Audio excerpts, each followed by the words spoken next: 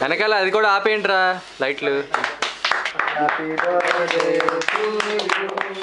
వెయ్యండి నా కొడుకుని, ముంచండి నా కొడుకుని ముంచండి.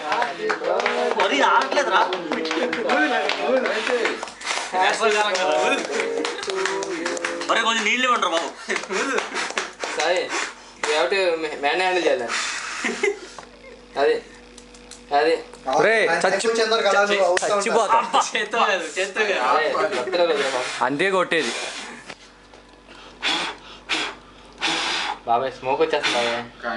ఏం కాదా? తలుపు తీసే. అయిపోయింది. ఆహా సక్సెస్ఫుల్లీ కంప్లీటెడ్ రా.